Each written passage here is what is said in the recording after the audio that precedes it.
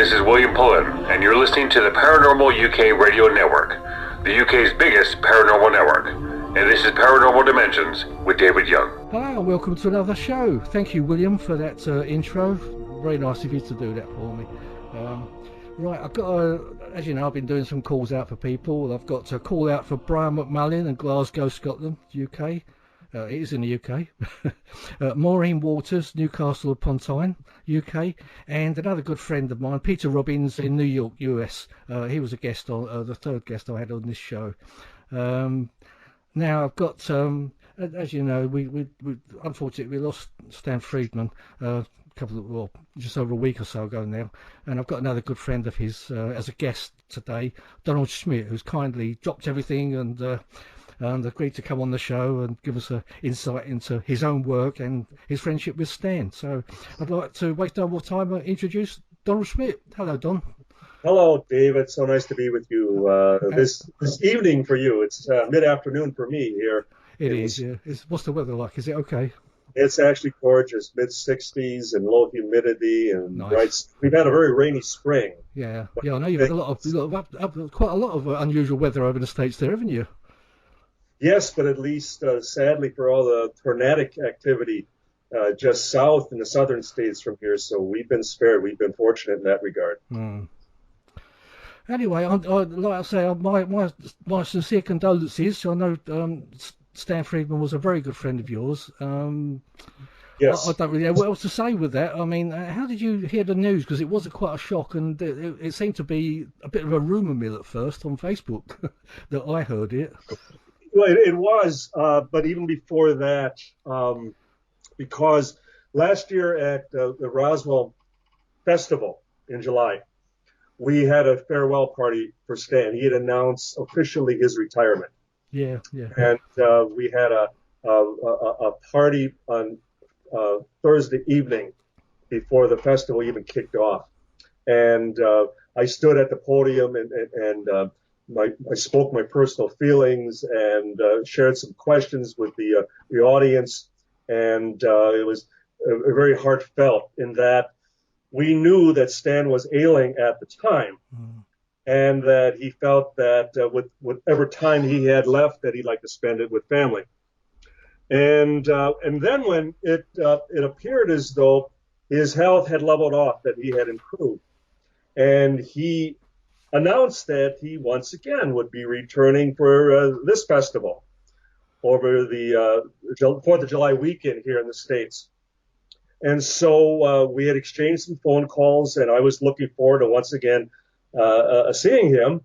And then I get this frantic phone call from the deputy director at the museum, Karen, that I hear that Stan had passed away. And I had no idea. And let me call Mariana, Stan's wife, and at least hear directly, and hopefully Stan will pick up the phone. And so I called the direct line, and I got Mariana's voicemail. And that caused pause to begin with, because normally Stan, I thought he should have been home based on his schedule. And then when he did not pick up, and then when she did not pick up, I feared the worst.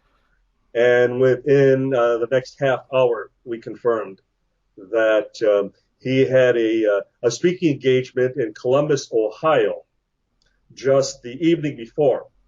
And as he was connecting through the airport in Toronto, and mind you, Stan had some heart surgery just 3 years before. He had some stents put in.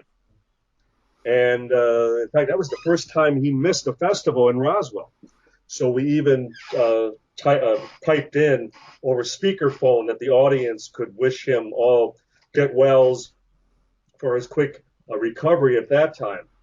And so to learn that it was a heart attack, and what really dismayed me was the fact that once again he was traveling alone, 84 years old, and having a heart condition, and also suffering from a few other ailments, and that there he was traveling alone. And yeah, we can do a lot of should have and would have, but he went out doing what he loved to do. Yeah, he pushed himself to the limit. It seems to me, it's. Oh, I mean, and he had mentioned Kathleen Martin just a week before that he was feeling very tired. Yeah, and she said that on the last show actually, because I did have her on my previous show, and she was saying that much the same, that he had told her that. I mean, to be honest, to the likes of me, I didn't know that he was actually suffering. I thought maybe he's got another 10 years in him and he'll be around. It was quite sudden to the likes of me. No, we that's why when he announced his retirement last year, we felt it was for the better.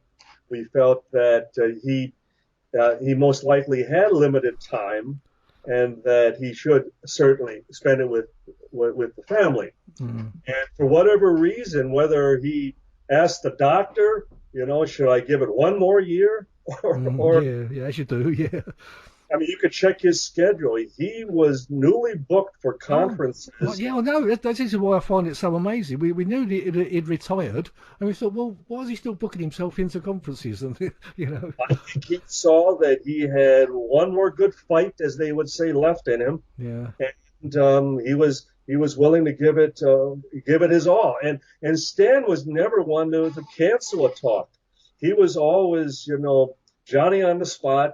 He relished the opportunities. He loved the audiences. He loved the band, and he loved a good debate, as you know, David. I mean, he was never one to turn away such an opportunity. Yeah. Well, this is what I was saying to Kathy last week. I had probably about 3 or 4 minutes to speak with him. That all in all. But in that 3 or 4 minutes, he gave you his full attention. You didn't think that he wasn't sort of only halfway there.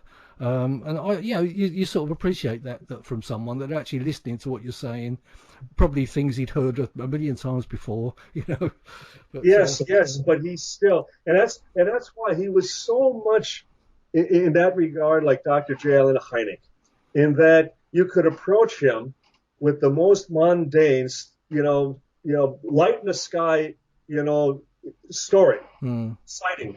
And he would, give you all due respect, and he would discuss, the event with you. And, that was the wonderful thing about them, that they realized that they were discussing something that to the novice would be explaining, a genuine experience on their part, and they treated it as though it was genuine, whether it was Hynek or Friedman. They didn't just brush it off and, could you come back and talk to me later? Or I really don't have time for that. Yeah. I never saw Hynek do that, and I never saw Friedman do that. And that is much to both of their credits. And that's why both of them, have left tremendous voids now in their passing. Oh, definitely. Yeah. It's all very sad. But we have got his legacy of all the research and the books that he's left us. So I think it's just the suddenness of it all, going just like that, just like a light going out, isn't it? Well, with Hynek, we had a good year in preparing for the end, with the brain tumor, the brain cancer, and all the subsequent treatment and the failed efforts in trying to buy him some time.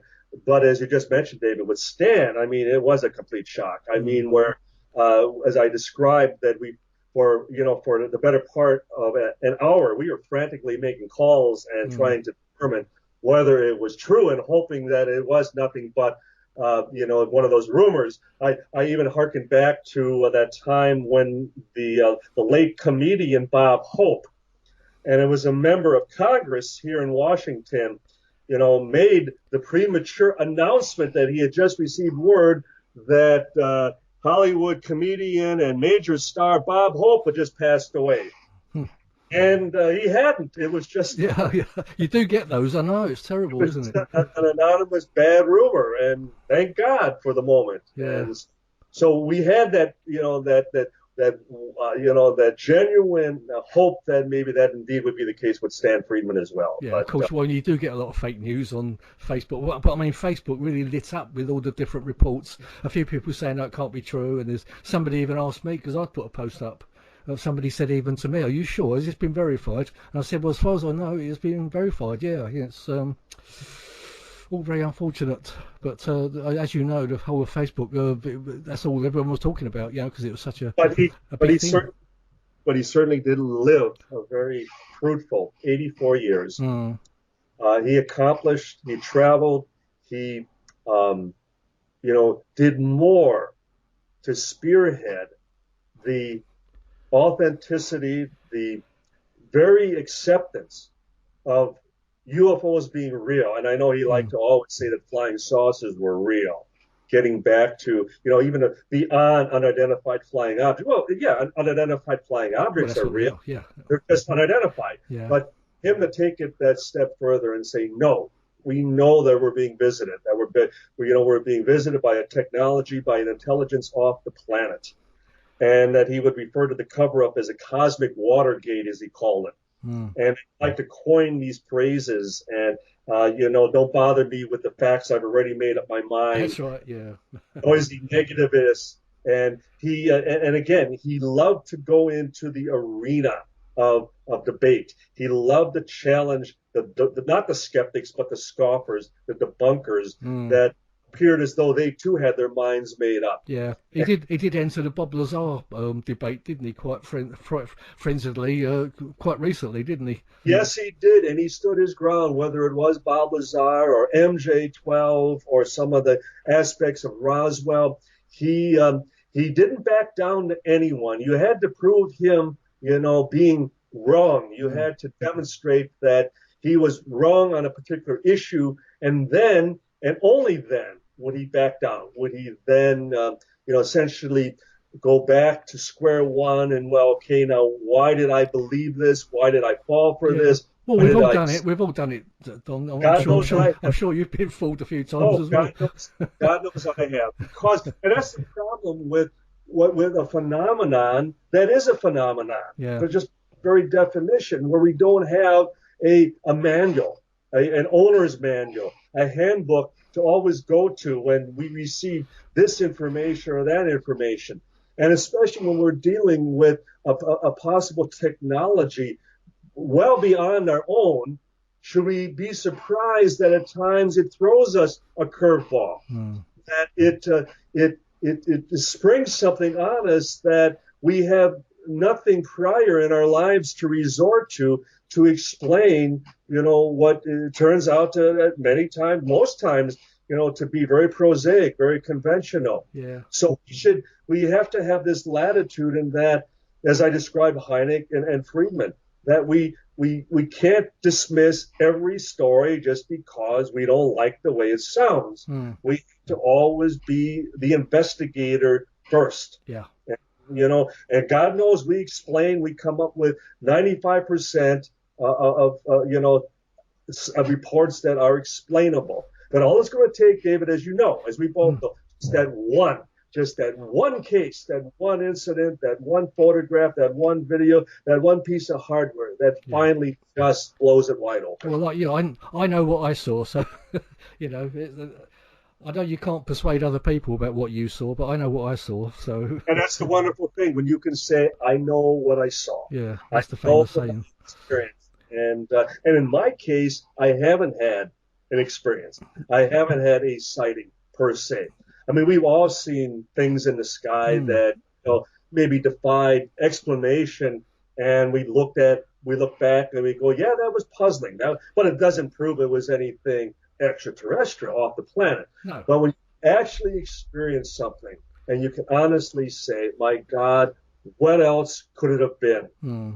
Well, I'll just show you quickly what I saw. It was an orange oval object going across the night sky, pulsating, and it was and that was around about 1966 when I saw that.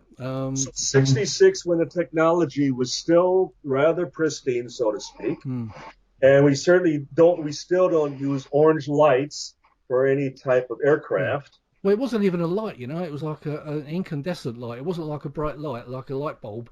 It was actually different shades of orange pulsating, and it was completely silent. So, and funny enough, I've seen a lot of those reports since I haven't got a book about it, actually, the orange orbs. I'm going to have Terry, I think, what's his name? Terry Ray wrote a book about the orange orb phenomena. I'm hoping to get him on the show in a few weeks. And certainly, I mean, your case could fit right into his, and maybe he can help answer or just help you draw as far as some additional conclusions of what it was and what it wasn't. Yeah. I mean, is it true that Stanton I don't think ever sighted a UFO, did he? Not that he ever conceded, and that's the amazing thing. Hynek had that famous, for him, sighting. He was on a private aircraft, and he took a picture of a spherical object outside of the wing, of the window of the plane, and it was daylight, and it appeared to be devoid of wings or tail or anything of that sort. And then to learn afterwards that he had two additional sightings, and there you're talking about the skeptic who just continuously wrestled with alternative possibilities. That if he couldn't explain it, then it truly was something foreign, something extraordinary. Absolutely. But as far as Stan, not that he ever conceded to me, I may be totally wrong, but he never acknowledged having a personal sighting. No. He was very heavily into the MJ12 documents, I think, for a number of years, wasn't he? Yes, and he was to the very end, and that was one of the areas that I took deference with Stan. I felt that there were too many elements within the so-called documents that did not further substantiate them. There were discrepancies in the dating format, discrepancies in the listing of the 12, some of the information. And I was quick to point out there were elements within the documents that, based on our own Roswell investigation, that when we found witnesses, when we established new locations and witnesses that validated certain portions of the MJ12 documents, Stan was the first one I called. We had a standing agreement that whenever he learned of something that supported our scenario, he would contact us and vice versa. So when there were witnesses that further substantiated the MJ12 documents, I was quick to let Stan know. Did it, to me, prove the documents were legitimate? No. I still concede. I still believe that they are disinformation documents. And if you go by the very definition of disinformation, they have to have a semblance of truth to them to essentially establish their own agenda, draw an audience in, and then later to be proven incorrect. Fallacious in that regard. And so there would be a sprinkling of truth to disinformation documents of that sort. Yeah, like hiding a tree in the woods sort of thing. You sort of stick a few false pages out there and you don't know what's the truth and which isn't, do you, in the end? And in the event, then, you're able, say researchers, investigators are able to establish the genuineness of specific aspects of a document. They're then intended to then disqualify themselves by other portions that are inconsistent, that discredit certain portions of the other information. So it's all intended to get you essentially to get you in the circular firing squad, that you are never able to fully authenticate the documents.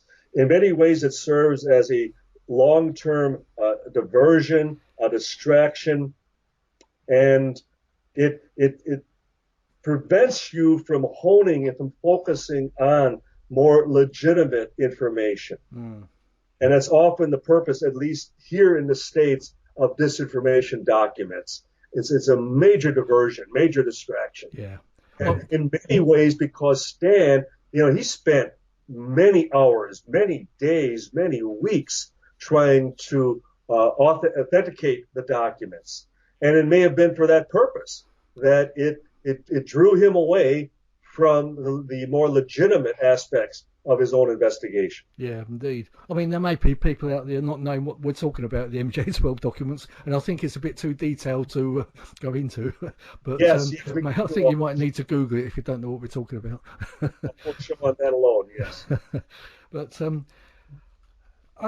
we really ought to get into what you've been doing, Don. I mean, I know this is a bit of a dedication to Stan as well, but you've been doing a lot of important work in with the Roswell. I'll tell you a little story, only a short one. When I went to Roswell in 2013, I picked up a booklet called Witness to Roswell. And yes. I brought it home, and it's like a magazine type booklet. And you know what? I had it at the top of my shelf. I looked through it and read it and things, put it at the top of my shelf, and I kind of forgot about it. And then I bought this proper book called Witness to Roswell, the same, Yes. and both of them have got Don Schmitt on. I imagine that magazine type document that I first bought was a journal that was an attachment, was just an attachment to the main book. Yes. Ah, right, okay. Yeah, it kind of puzzled me. I thought, oh, we've got two of the same thing, and I thought, well, maybe that was the first try out for the book. But yeah, I kind of rediscovered it after. I thought, oh, I've had that sitting up there for a couple of years now. But well, the actual book, Witness to Roswell, was the #1 selling UFO book in the world for 3 years. Yeah, it's a brilliant book. Yeah. And thank you. And it's been optioned.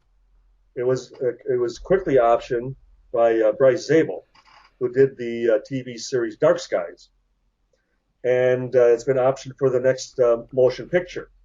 Oh, good. So the motion picture, as scripted, will be about Stanton Friedman and myself. Excellent. And how our investigations have at times been, in opposition. We have, at times debated, but more times than not, we have worked together. We have presented a unified front on our Roswell investigation. Wonderful thing about Stan, too, in that whenever we would be on a show together, a program, or we would do a documentary together, and we would always talk about, okay, we have to, stand together on what we believe on, what we believe in. Mm.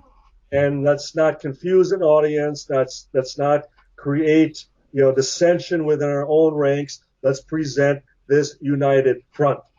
And we always did, no matter what the forum, no matter what the opportunity. If we could even be standing together, presenting a talk. And if there was something either one of us didn't agree on, we still held off. We didn't say anything publicly. Yeah. We knew we disagreed, but we didn't want the audience to feel that, oh, there they go again. They're arguing, they're debating in public. Yeah. Well, again, it was better to present the professional, the gentlemanly united front, as I call it.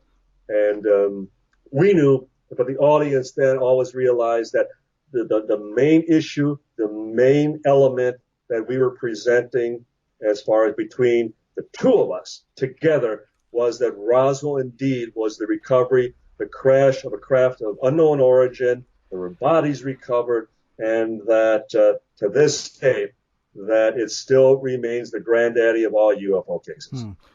So, your personal belief is that something crashed and it was alien bodies, yeah? I mean, I believe that too. I should point out, David, and I always do, that I was a complete skeptic on Roswell. Mm. In fact, when Stan, who really did the stalwart, research and investigation on the very first Roswell book, Roswell Incident, that came out in 1980, that was written by Charles Berlitz and Stan's partner at that time, William Moore. And Stan only received a small acknowledgement in the book. And I always felt that was unfair because I knew from the very beginning that Stan did most of the interviews. He did most of the travel, most of the legwork. He did most of the phone interviews. He tracked these people down. And I didn't even buy a copy of the book because up until 1985, I even wrote a small article where I just basically put out a public position that I could not accept that something of that magnitude could be kept a secret for all that time. I just didn't see how, that with all the whistleblowers and people who were always quick to go to the press with a new story, were able to keep this under wraps all that time. And a few years later, and it was right after Hynek had passed away in '86, and then Stan was giving a lecture at Lakeland College in northern Illinois, just north of Chicago. And I was only an hour and a half away. And I told Stan, if I could help him out with the lecture, and, I would be there. And I was backstage afterwards that I had planned to confront Stan and ask him that if he felt that they had taken the Roswell investigation to its zenith. They had taken it as far as they could. And I was quite surprised when Stan responded, well, no, Don, actually, I'm sure there are hundreds of witnesses. We just don't have the manpower. We don't have the wherewithal. And this is long before the internet and in that regard and being able to track people down online. And most of it involved, just a tedious, painstaking effort in tracking witnesses down. And so I asked, well, then could you use some help? And he responded, well, by all means, whatever you could do to help. So I still was a complete skeptic. But in making the first trip down to Roswell in February of '89, so this was in the fall of '88, I approached Stan. He says, welcome to the hunt. By all means, I love your help in all this. And then by actually going to New Mexico and speaking to one first-hand witness after another, and them describing firsthand to my face the unusual characteristics of the wreckage, the strange material that they held in their hands that defied conventional explanation, even up to today, one by one, and, describing the exact same, nearly indestructible paper-thin material that you either couldn't cut, you couldn't burn, even a bullet wouldn't penetrate, and then the memory material that you also couldn't have any effect as far as in trying to dent or scratch or penetrate with a bullet. And listen to these witnesses, all very believable, and whether they were civilian or military. And we came away going, my God, what if we're wrong? What if these people are describing to us, the genuine recovery of something manufactured off the planet? And we need to get back down here as soon as possible. So that was in February. So in April, 2 months later, we were back. And the hunt just intensified to the point that within a year, we were talking about writing our first book. And that would become the book that was made into the Roswell movie. And so that's how quickly things accelerated to the point that by the time the movie came out in 1994, we had interviewed over 300 new witnesses beyond what Stan and Bill Moore had done leading up to Roswell incident. Yeah. Did you ever notice, come across any of the fear factor of people frightened to talk because they'd been threatened? Absolutely. David, I can tell you, more times than not, we had reluctant witnesses. Now, mind you, these were people who, they didn't come to us. We had to search them out. We had to track them down. And as I was describing, it was at a time when we had to actually do credit checks on these people. We checked if they still had pilot's licenses, so we went through air certification. We went through motor vehicle. We did reunion lists as far as military, as far as units that were having reunions, and we would actually go to the hotels and post notices in the lobby of the hotels that we were in room such and such. And if you had any information regarding what transpired at Roswell in 1947, we'd respect your confidentiality, your anonymity, but could you please talk to us could you share with us whatever recollections, whatever recall you had on the incident? And one witness leading to another, and so-and-so would say, well, you know who you really need to talk to, who was out, at the hangar when a lot of this transpired, and when we were ordered to stand guard outside of Building 84, and, so-and-so was on the other end of the hangar at that time. Well, can you help us find him? Well, last information I have, they were in Ohio, and then, well, that would help us, zero in at least in respective state. But again, our phone bills alone were averaging about $1,000 a month. Wow. Because it involved, tracking and talking to a lot of people who could help us zero in on a particular town or a city.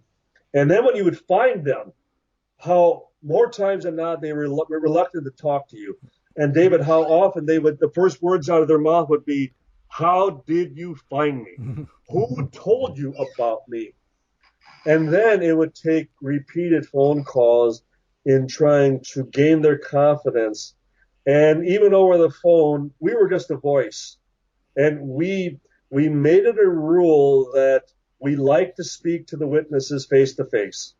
So then we found ourselves traveling, not just to New Mexico, but to Texas, to Ohio, to Arizona, Nevada, state of Washington, state of Montana, New York. Oh, many of them retired in Florida, so we were spending a lot of time in Florida. And we would be knocking on doors, and many times blindly, not even expecting them to allow us in to chat, to even do an interview. And more times than not, we would get the door closed on us. I have nothing to say. I have nothing more to say about 1947. Or, surprisingly, before we would even bring it up, they would say, well, I'll talk about anything except 1947, because that I have nothing more to say about. Yeah. In fact, I don't think a lot of people realise that when you write a book like you've written, The Witness to Roswell, or any others like this, the research that goes into it and the cost in the travelling around and the telephone calls, like you said, $1,000 a month. It's amazing, isn't it? The costs that add up. And I mean, when someone might complain that a book costs $20 or whatever, you think, well, it's cost an awful lot more than that to do all the research that you're reading about. So, and then when you actually are published, in the past, if it was a $20 book, you'd make a couple dollars on retail sales.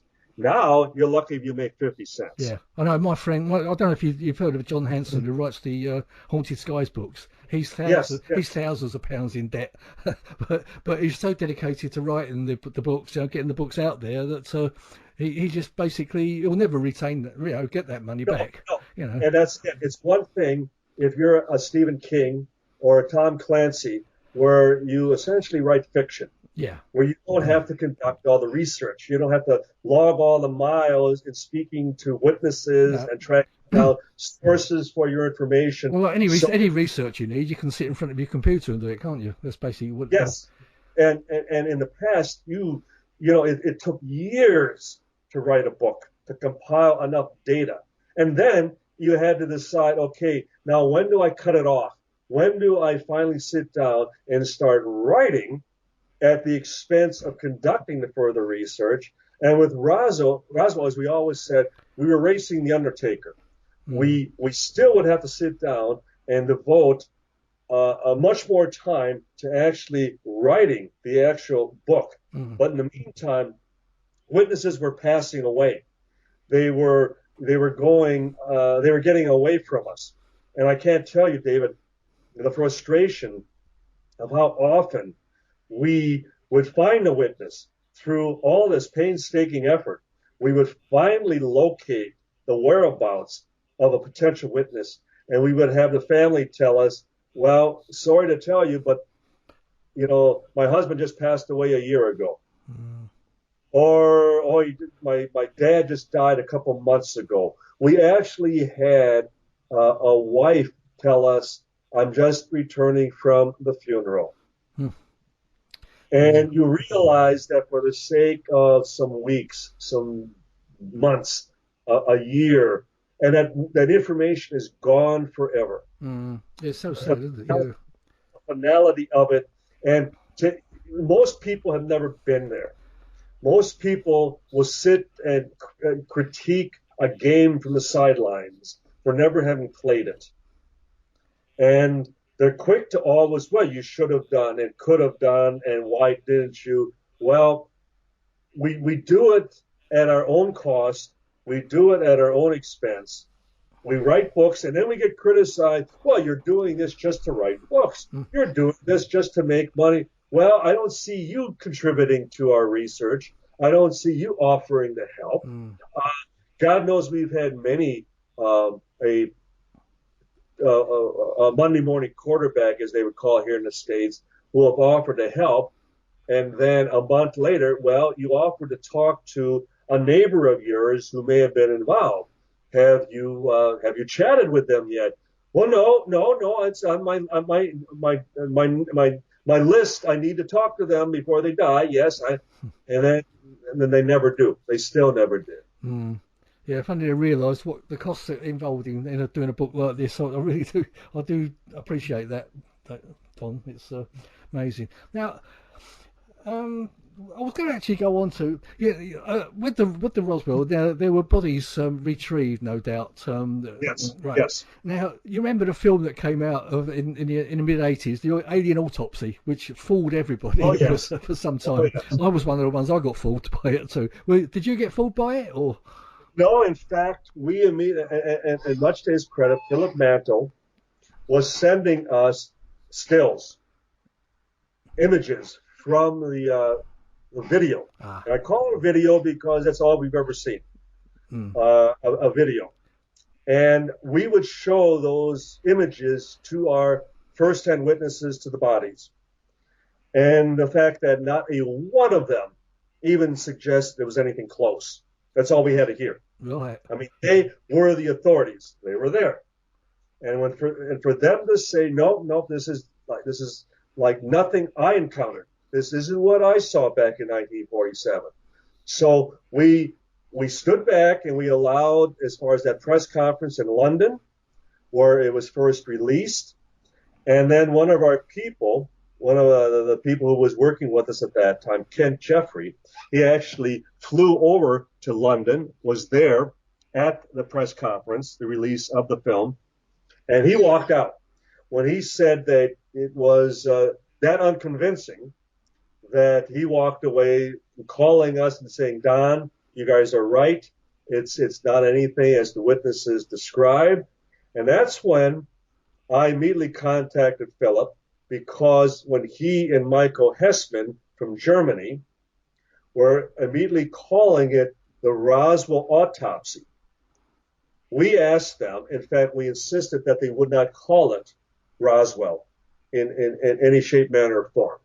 That as far as we were concerned, that if there was anything legitimate, anything genuine about the autopsy, it had nothing to do with Roswell. If anything, it was a separate event. And then, to their credit, they did drop the connection to Roswell. And then, David, you might recall that they described that it was a separate event that happened a month before. Yeah. In early June of 1947, not early July, as Roswell was called. Yeah. And as when it came out on Fox Television, and there were special effects artists like Stan Winston in Hollywood who described that if it was a fake, it was a good fake. It was of special effects level. We still backed off. We still were waiting for the alleged photographer. And then when there was no photographer, nobody was ever presented as being the actual photographer who filmed or had stored the autopsy footage. We then became more and more critical to the point that we just labeled the entire thing a hoax. Yeah. That realized that there were certain techniques of the autopsy that were not consistent. the incisions were a typical with the hand in the foreground, where you do not actually see the incision. It would demonstrate that was a Hollywood technique. The breathing, the contamination uniforms that the autopsy individuals were wearing were not self-contained back in 1947. There were closets and tubes going every which way. There were, and the way they were plucking, and without being overly graphic, just pulling the internal organs out as though everything was loose, within the torso cavity of the body.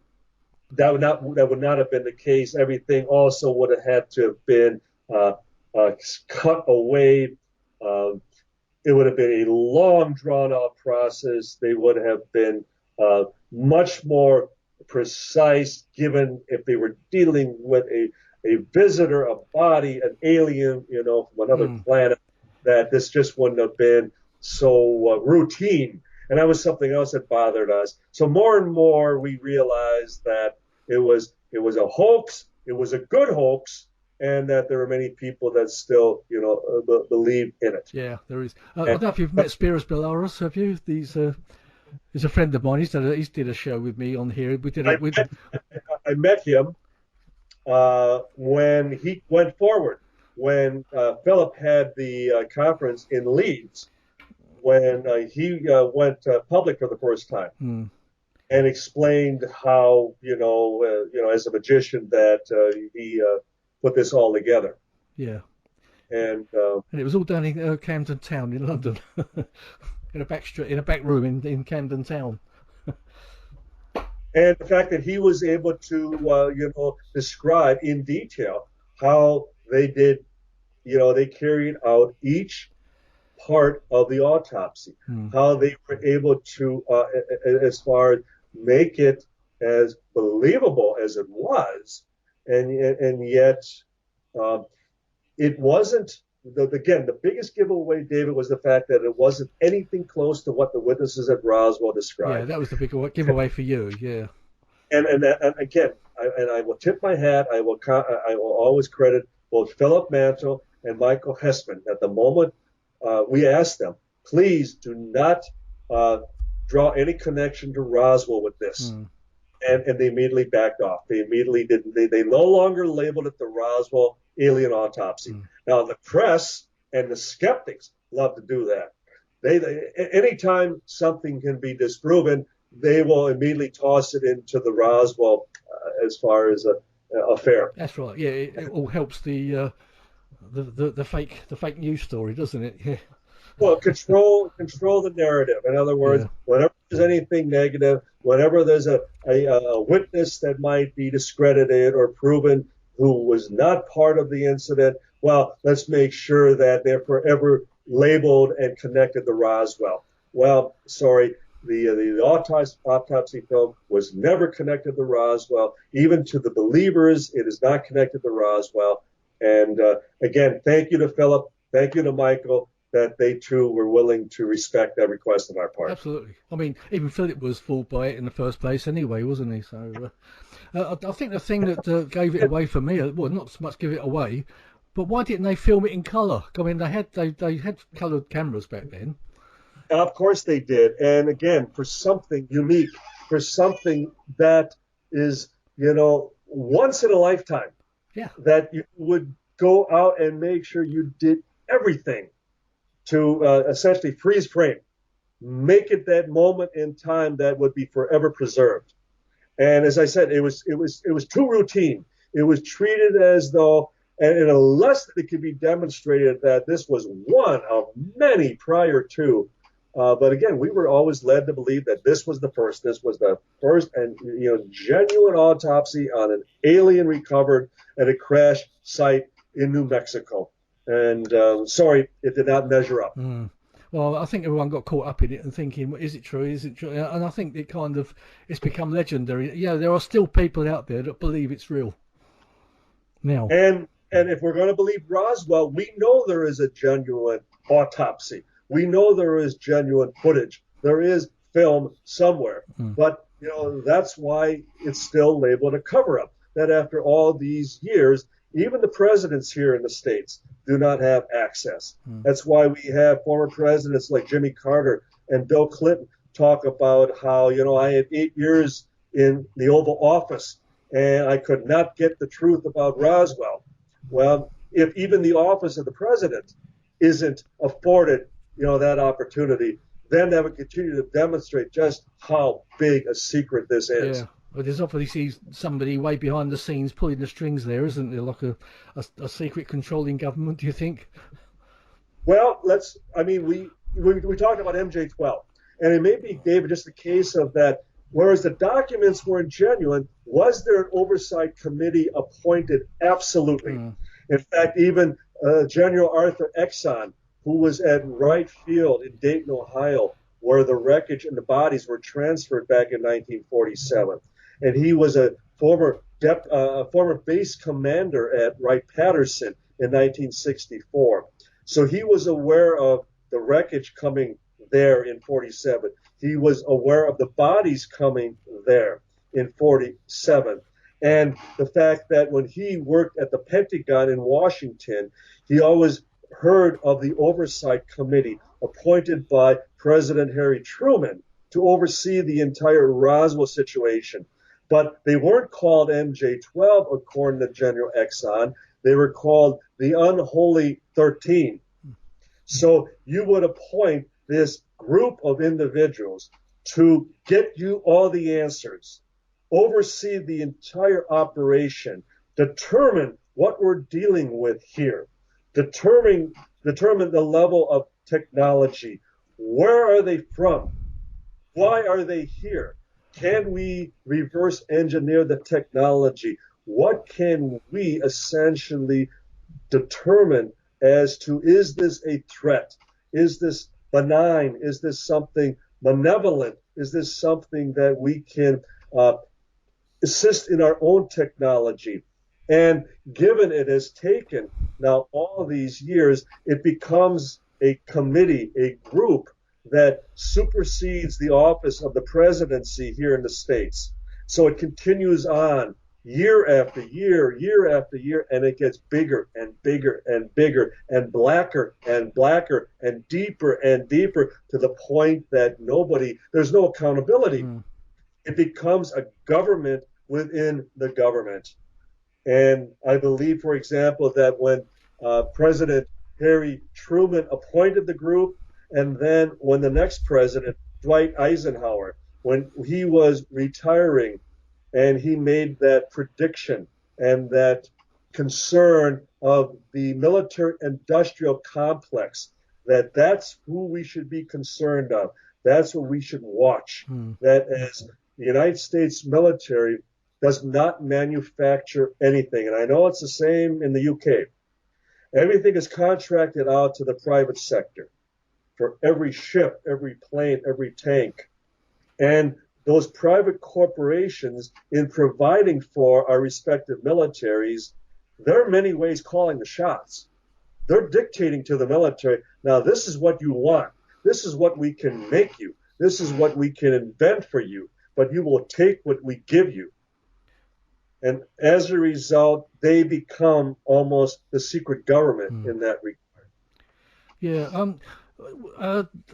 The Philip Corso story. How do you look at that? Because he wrote the book The Day After Roswell, and that very much goes into reverse engineering. And Corso was correct in all the attempts at the reverse engineering, and he was absolutely correct in how they would have assimilated this wreckage, this technology, into the private sector through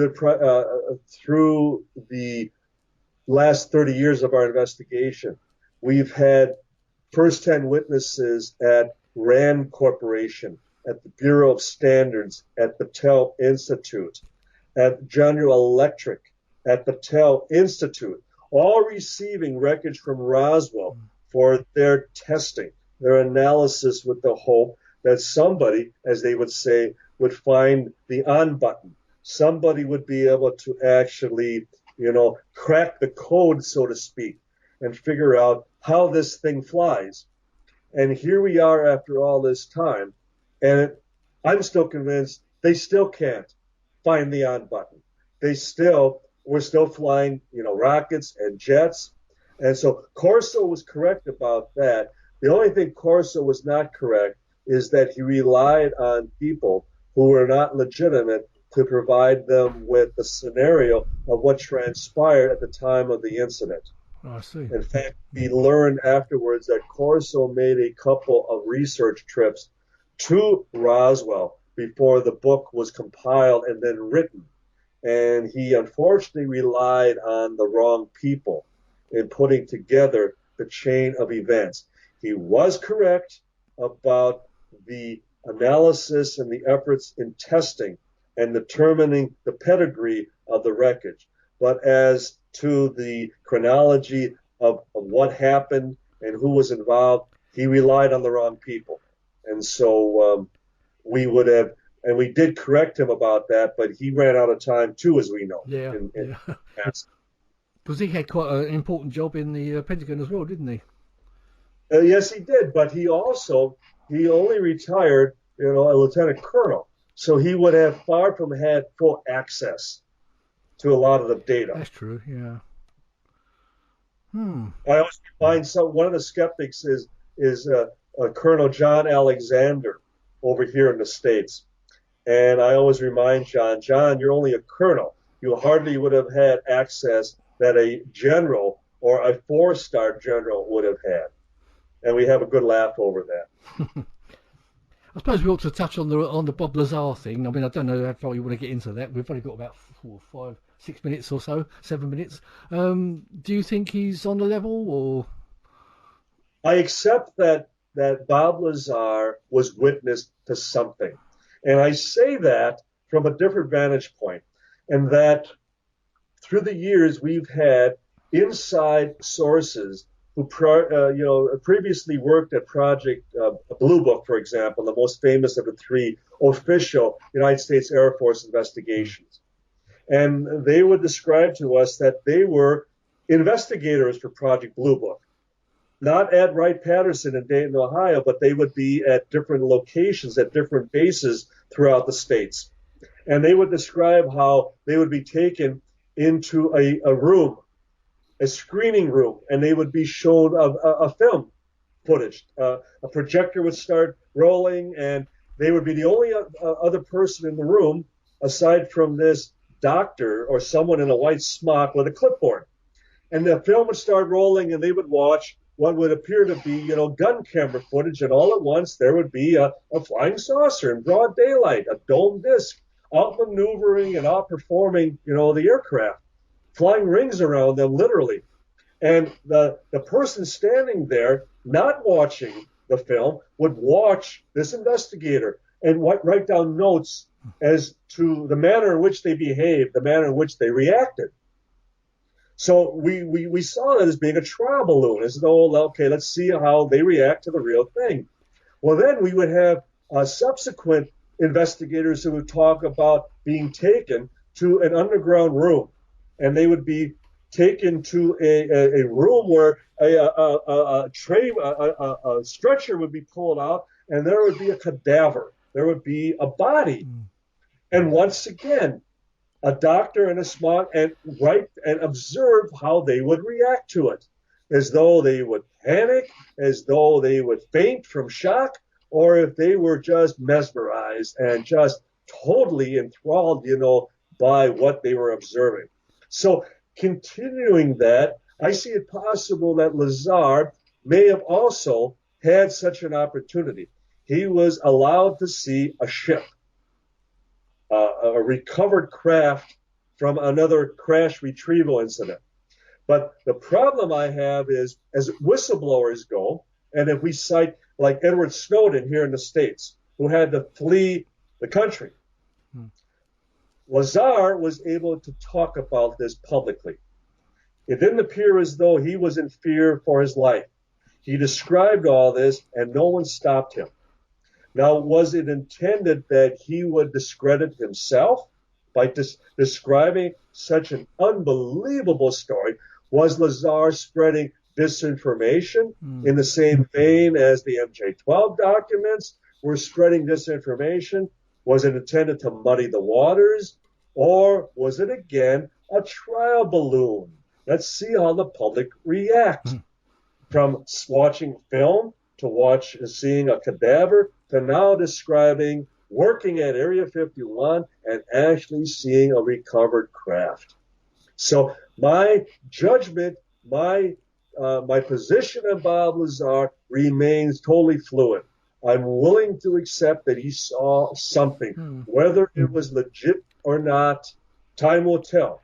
But I'm not so quick as to discredit somebody just because their backgrounds, just because all the numbers don't add up. Because, again, we're dealing with a phenomenon that God knows the numbers don't add up. We have to remain fluid. We just can't, as they would say, throw out the baby with the bathwater just because we don't like the way it appears, the way it sounds.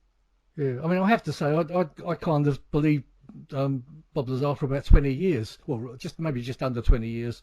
And then suddenly, just recently, with all this new film that's come out and everything, I'm sort of having my doubts because I've seen quite a few false things, but, you know, things that don't add up, like you say. So I don't know. I'm kind of sitting on the fence like you really now. And I have high respect for George Knapp. The fact that George Knapp is one of our only media, one of our only journalists here in the States that is a go-to person for anyone who has a legitimate UFO experience. And George, I mean, he has remained a staunch supporter. He's the one who broke the story originally of Bob Lazar.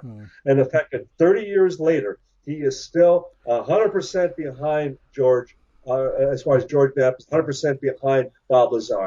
And to me, that's worth a lot more than the fact that certain things don't add up, because George Knapp, as a true legitimate journalist, as a newsman, he has done more to investigate Bob Lazar than anyone. And if he stands with him, I'm still willing to reserve judgment. Absolutely, yeah. I mean, he's the man that, I'll have to look more into it, obviously. But anyway, this has been fantastic, Don. Thank you so much for giving up your time to come on here. Maybe I can get you back on again sometime when the film comes out and everything. I would be happy to. But, keep me on your list. And certainly, we hope you come back to the States. You come back to Roswell sometime. Yeah, I'd love to. I really do keep saying every year I've got to get back, but it's finding the pennies to do it with. I know that. That's the whole thing about investigation as well. Yes, it's at the cost and expense of one's own lifestyle that ufology has always existed on a shoestring, hasn't it? Yes, it certainly has, my friend. But anyway, I do hope to speak to you again, Don. It's been a pleasure. And once again, my sincere condolences for the loss of Stan. Well, it's a great loss to us all, but you especially, because he was a good friend of yours. So well, we will keep up the effort, and then Stan would wish us to end it, to finish the fight. And pick up that baton and run with it, yeah. Help David and with all the others, we will certainly finish what Stan started in many ways. Anyway, thank you very much, Don. It's been a great pleasure speaking to you, and I really do hope you'll stay in touch and we'll speak again. But you take care of yourself. Thank you, Don. Right, you've been listening to the Paranormal UK Radio Network with Paranormal Dimensions. I'm David Young. Goodbye. Thank you for listening. I'm sorry we're out of time. Thanks, Don. Bye-bye.